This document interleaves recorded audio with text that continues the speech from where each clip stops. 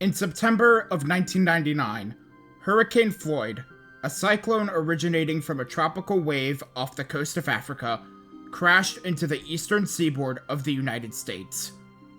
In the Carolinas, Floyd was a name to remember. South Carolina was spared from the worst, but the state was still battered by heavy rainfall. In North Carolina, a 9 to 10 foot storm surge, along with over a foot of rain and high winds, resulted in destruction like nothing the state had experienced from a tropical cyclone before since 1954's Hurricane Hazel. New records in rainfall totals and peak river crests in the state were made left and right. Hence, a monster like the Carolinas had never seen before would be required to bring them to their knees once more. That monster came in 2018 in the form of Hurricane Florence. In mid-September 2018, Hurricane Florence slowly trekked across North and South Carolina. For those in the Carolinas, the most notable part of the storm wasn't the wind, but rather the flooding. Florence's large size and slow movement resulted in high storm surge and record-shattering flooding, strongly remembered by Carolinians. The impact and damage caused by Florence, to many, was far worse than that of Floyd. This year marks 5 years since Hurricane Florence wrought havoc to the Carolinas. So today, I will be giving a brief overview of some previous storms to impact the Carolinas, the origins, timeline of events, impacts, aftermath, and importance of what happened. Welcome to Nature's Fury. This segment is normally reserved for talking about the state of the hurricane season before the topic at hand, but considering that the season pre-Florence was extremely uneventful, I think that it's for the best to talk about the Carolinas' relationship with tropical cyclones to give a sort of reference point before jumping in. On the eastern seaboard of the United States, the Carolinas are often the area hit the most by tropical cyclones that end up to the east of the Gulf. This is because of the geography in relation to the Bermuda-Azores High. The Carolinian coastline is further out in relation to the other states that lie along the eastern seaboard. Storms that end up to the east of the Gulf are usually steered by the Bermuda High, which flings storms to the north-northeast. Where do those storms usually end up on the way towards the far northern Atlantic? The Carolinas. Notable storms that moved north to northeasterly into the Carolinas include Floyd, Irene, Arthur, and Matthew. The mostly northward track into the Carolinas is often when the Bermuda High is strong, but storms can still make their way into the Carolinas if the Bermuda High is weaker, riding the high from east to west. They often still move northward into the Carolinas, but in a more northwesterly direction. Storms that have made landfall in such a direction include Hurricanes Hugo and Isabel. However, Florence is a much more interesting case in its trajectory relative to the Carolinian coastline. As we will soon uncover, synoptically, Florence was a unique storm, both in terms of its path and its impacts to those in its path. But real quick, most people who like these videos are not subscribed to the channel. If you enjoy my content, please consider subscribing. It helps the channel and tells me I'm doing something right. Anyways, back to Hurricane Florence. On August 30th, a strong tropical wave accompanied by a broad low-pressure system progressed off the coast of Africa. The system was preemptively labeled as Potential Tropical Cyclone 6, and tropical storm warnings were issued for the Cape Verde Islands. But wait, the storm was not designated as a tropical storm, so why were warnings issued? Since 2017, the National Hurricane Center has assigned systems that are not yet tropical storms, but are expected to produce tropical storm or hurricane conditions within 48 hours as potential tropical cyclones. By labeling systems as potential tropical cyclones, they are able to issue advisories and warnings before a system is named, allowing for locals and governments to take precautionary measures. Storms such as Tropical Storm Claudette, which brought tropical storm conditions to Louisiana in 2021, was not named until after landfall. Of course, it got named over a frickin' Walmart parking lot! The point is, potential tropical cyclones are a way to get the warning out, and that is what was done in the early stages of Florence. The disturbance fractured early on the 31st, with the southern portion of the wave traveling across the Atlantic and into the eastern Pacific, eventually becoming Tropical Depression 19E. The northern portion of the wave eventually became Florence. The convective organization of the pre-Florence disturbance gradually increased, and the associated low-pressure system slowly became better defined. At 5 p.m. Atlantic Standard Time, the system was designated as Tropical Depression 6. 12 hours later, the depression strengthened to a tropical storm and was given the name Florence. Over the next few days, Florence traveled to the west-northwest at about 17 miles per hour along the southern periphery of the Bermuda Azores High, which spanned from the east coast of the United States into portions of Europe and Africa. Despite low wind shear, Florence strengthened slowly due to marginal sea surface temperatures and entraining cooler and drier air to the north. Yet, the storm still produced intermittent bursts of deep convection near the center, causing the inner core wind field to gradually contract. On September 4th, at 11 a.m. Atlantic Standard Time, Florence became a hurricane. Over the next 30 hours, Florence rapidly intensified to a Category 4 hurricane, with winds of 130 miles per hour by 5 p.m. AST on September 5th. However, unlike other storms that rapidly intensify over the open waters, Florence's first rapid intensification phase made little to no sense given its environment. It rapidly intensified in an environment with deep layer southwesterly vertical wind shear at around 15 to 20 knots. Sea surface temperatures were less than 80.6 degrees Fahrenheit, and mid-level relative humidity values were less than 50%. However, this rapid intensification phase ended quickly as a potent mid to upper level shortwave trough passed to the north of Florence. The shortwave trough increased the wind shear to 25 knots, causing Florence to weaken to a tropical storm by 11 p.m. on September 6th. The shortwave trough also left a weakness in the Bermuda Azores High, meaning there was a chance that Florence could slip through the ridge and that would be the end of the story. This was not the case, however. The weakness was filled in before the shortwave trough passed Florence, and the storm continued moving westward. While both microwave and satellite imagery indicated that the inner core convection had been severely disrupted due to the strong shear, data from a NOAA Hurricane Hunter aircraft confirmed that the storm retained its small 10 to 15 nautical mile radii of maximum winds. Despite ongoing strong westerly to southwesterly shear and the presence of dry mid-level air, the storm gradually re-strengthened over the next 48 hours. By the 9th, vertical wind shear decreased to 5 to 10 knots, and a ring of deep convection formed in the inner core. By 11 a.m., September 9th, Florence regained hurricane status. Pronounced outflow jets formed in the northwestern and southeastern quadrants of the hurricane, enhancing upper-level outflow. And with favorable conditions, Florence underwent a second rapid intensification period, beginning at 2 p.m. AST on September 9th and ending at 2 p.m. the next day. After minor core fluctuations, the storm reached peak intensity around 2 p.m. AST on September 11th, with winds of 150 miles per hour and a minimum central pressure of 937 millibars. Meteorologists were sounding the alarms at home.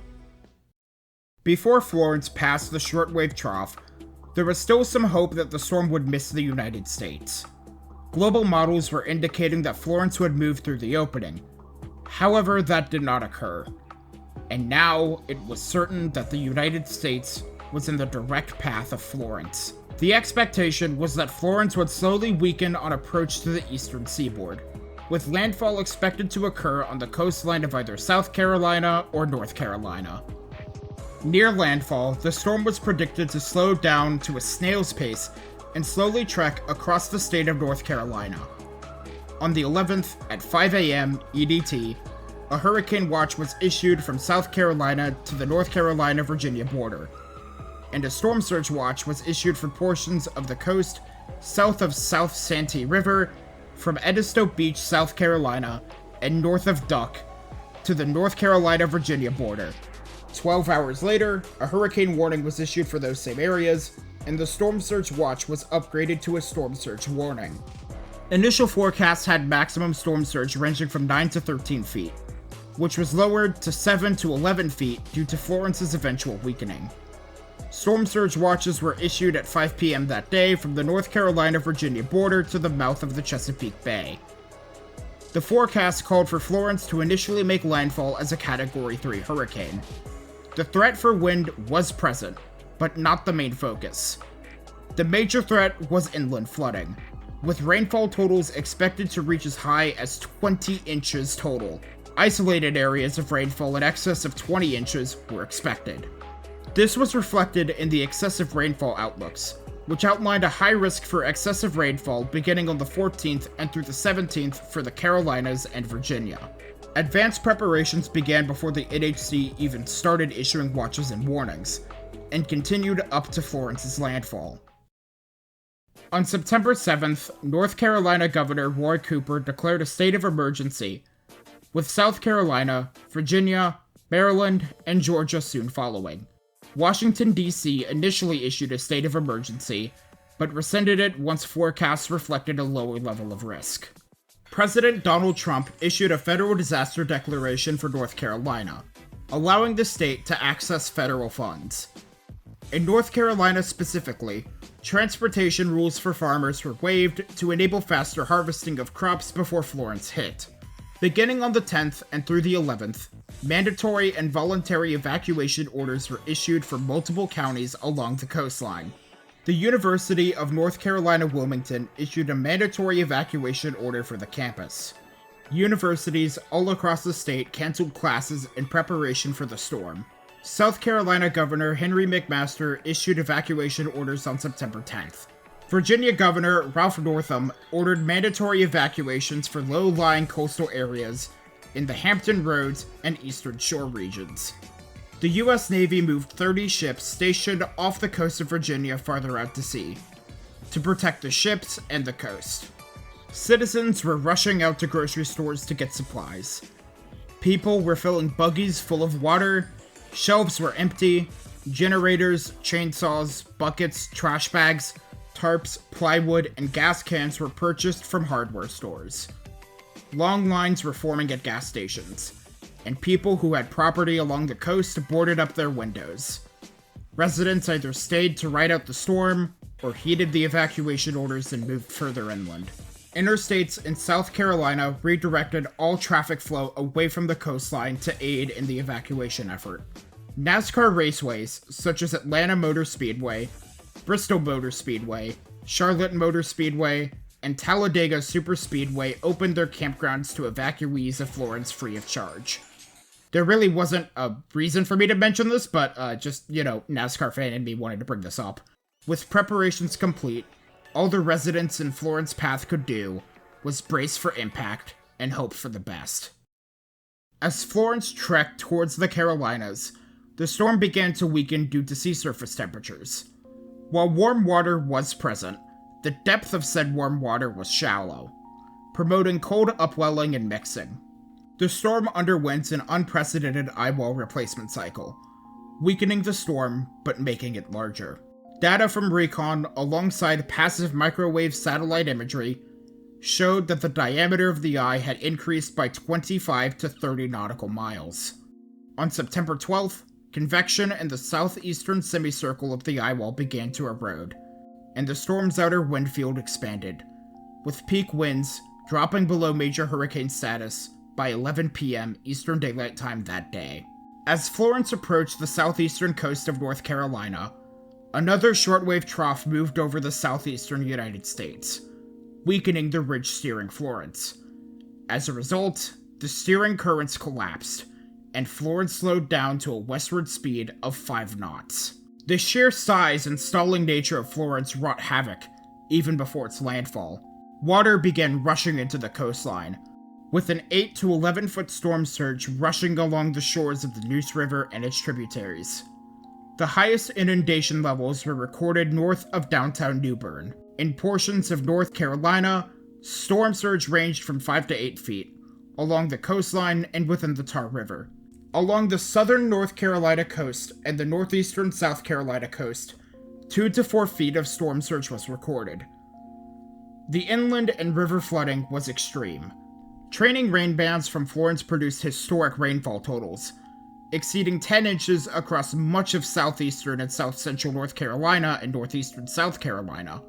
Totals exceeding 20 inches of rain extended from the North Carolina-South Carolina border towards the southeastern coastline, and the maximum rainfall total was 35.93 inches, 6 nautical miles to the northwest of Elizabethtown, North Carolina. This set the state record for maximum rainfall from a tropical cyclone, which was originally held by Hurricane Floyd.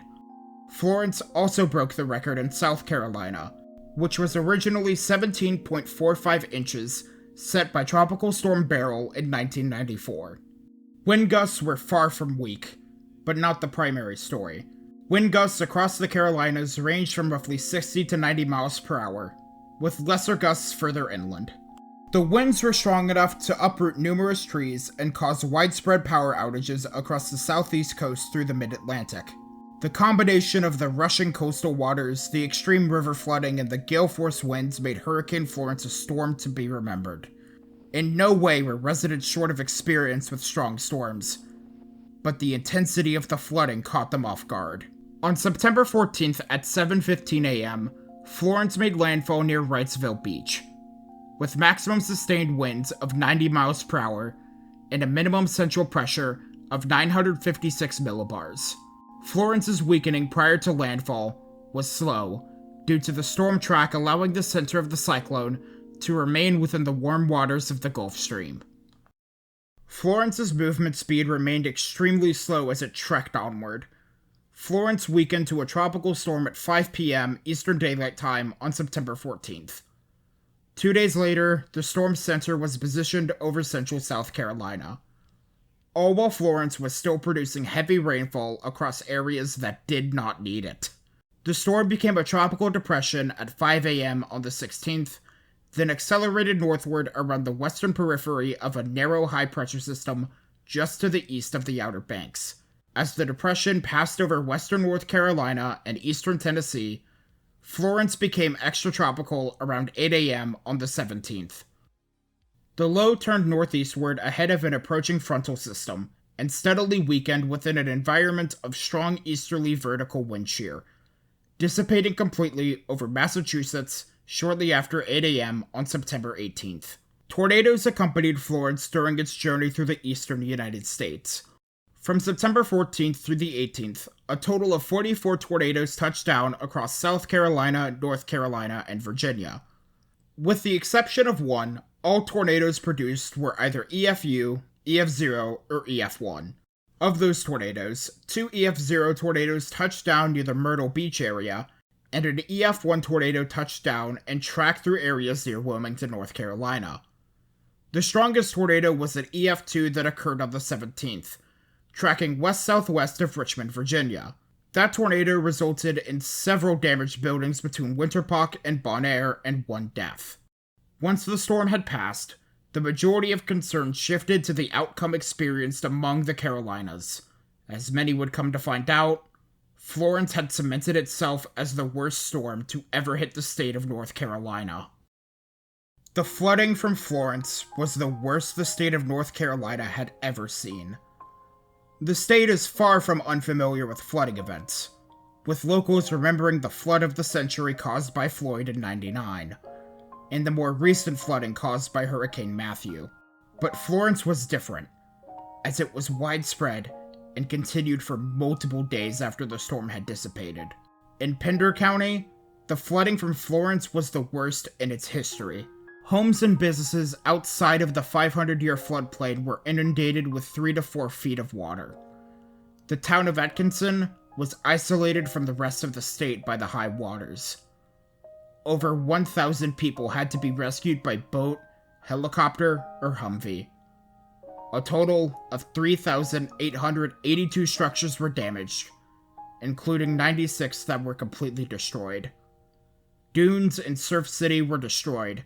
Sand was removed from the beach and deposited up to 4 feet deep over 2 blocks inland. In New Hanover County, neighborhoods and roads were inundated by flash floods.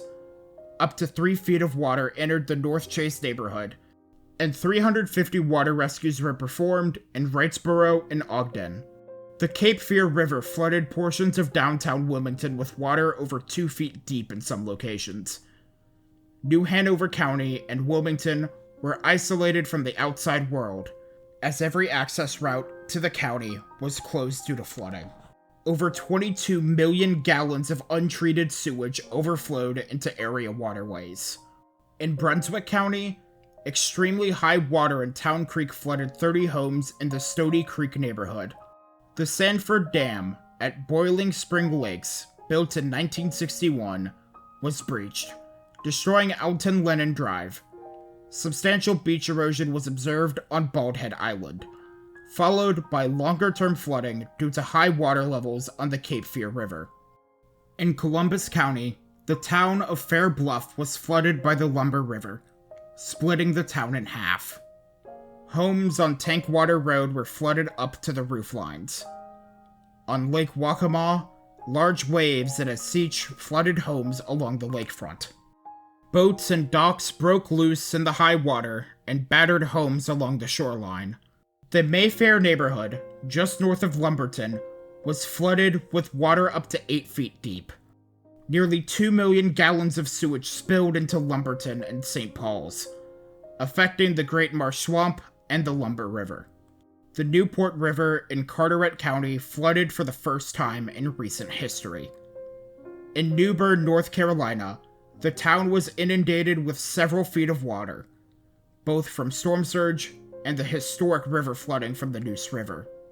During coverage of the storm, ABC affiliate WCTI 23 had to evacuate from the building due to the rising floodwaters. The meteorologists stayed for as long as they could. Once they had to leave, all that was left was an eerie radar loop of Florence playing on repeat until a sister location could pick up the feed. The flooding continued inland, with cities such as Fayetteville, Smithfield, Goldsboro, Durham, and Chapel Hill all hit hard by the torrential rainfall. The agriculture industry suffered greatly, as millions of animals perished in flooded farms. Damaging winds resulted in tree damage and downed power lines. However, the damage from flooding was much worse. The worst of the flooding came days after the storm had passed, when rivers began cresting at their peak levels. The Cape Fear River crested at 61.6 feet at Fayetteville, nearly 3 feet higher than what the river crested at during Matthew. Crest peaks in multiple locations along the river broke their peak crests that were set either by Hurricane Floyd or Matthew.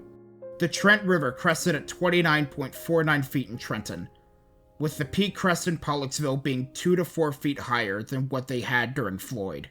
The Neuse River crested at 25.78 feet in Kingston on the 21st, the third highest peak crest recorded at that location. The PD River crested at Ainsville at 35.4 feet, 2 feet above the record set in 1945. Florence was responsible for approximately $22 billion in damages and 40 deaths in the state of North Carolina. In South Carolina, most damage was relegated to the northeastern portion of the state. 11,386 homes suffered moderate or major damage, and a total of 11 dams were breached or failed. The Waccamaw River in Conway crested at 22.1 feet, exceeding the record set by Hurricane Matthew. As a result, homes were flooded with water as deep as 5 feet. Floodwaters were as deep as 8 feet in areas such as the Silver Fox Landing development. In Chesterfield County, the PD River crested at 46.51 feet at Cherall. In South Carolina, Florence was responsible for 9 deaths and $2 billion in damages. In Virginia, heavy rainfall resulted in multiple incidents of flash flooding, along with minor to moderate river flooding along portions of the Dan, Roanoke, and New Rivers. The state incurred $200 million in damages. Overall, the aforementioned states shared similar after effects. The storm cut power to more than 500,000 customers in both North and South Carolina, with power being out for multiple weeks. Search and rescue was desperately needed during the aftermath. Thousands of people were rescued from flooding, either by locals or government bodies such as the United States Coast Guard. Getting much-needed help, along with access to the affected areas, was nearly impossible for days due to the effects on the roads. Major portions of multiple U.S. highways, along with large portions of I-40 and I-95, were closed due to historic river flooding. including a 9-mile stretch of I-95 in Robeson County. By the 19th, the 9-mile wide stretch expanded to nearly 60 miles between Lumberton and Benton, North Carolina. Highways would not begin opening until around the 20th, with sections of I-95 in South Carolina not reopening until the 21st, and the portion of I-95 in Robeson County not reopening until the 23rd. When the floodwaters did eventually recede, thousands of dead fish laid on beaches and residential areas. Charity organizations such as the Red Cross and Habitat for Humanity began deployment to the Carolinas to help with recovery efforts. FEMA assistance was available for those in North and South Carolina. Nearly 140,000 people registered for disaster assistance after the storm. Hurricane Florence was a monster, with peak winds of 150 miles per hour and a minimum central pressure of 937 millibars. At landfall, the winds were around 90 miles per hour, but the pressure was still low at 956 millibars, due in part to its massive size. In total, Florence was responsible for $24.2 billion in damages, becoming the 9th costliest hurricane in the Atlantic Basin. At the time of recording, Florence is the 12th costliest hurricane in the Atlantic Basin. The storm killed 54, 24 directly, and 30 indirectly. Due to the damage and loss of life in the Carolinas, Florence was retired from the Atlantic naming list by the World Meteorological Organization in 2019, and was replaced with the name Francine for the 2024 Atlantic hurricane season.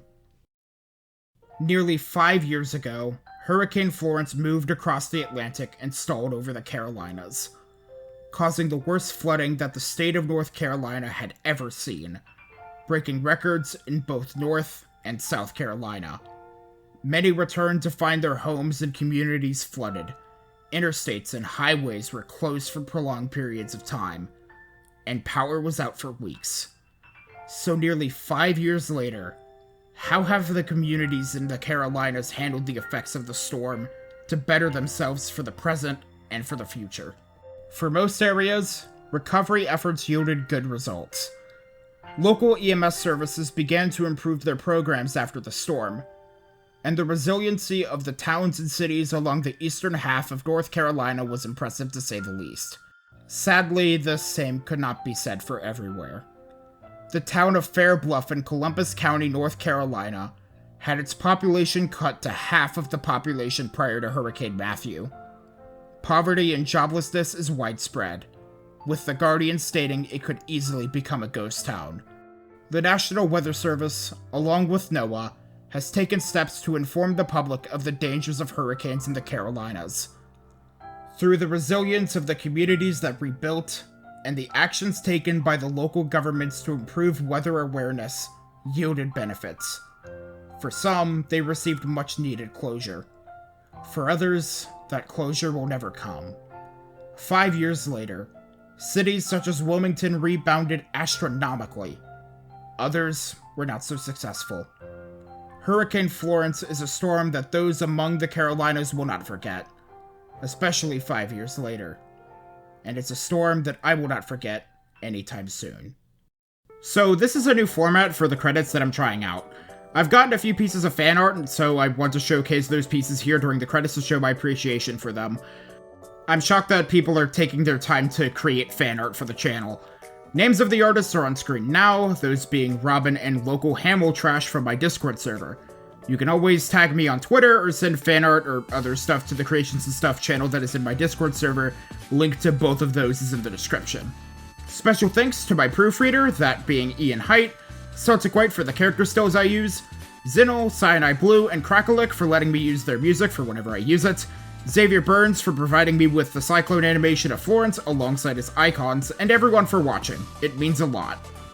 I want to give specific thanks to some of my fans who let me use their footage from the event, specifically the aftermath. Those being Jacob Watts and Jonathan Arp.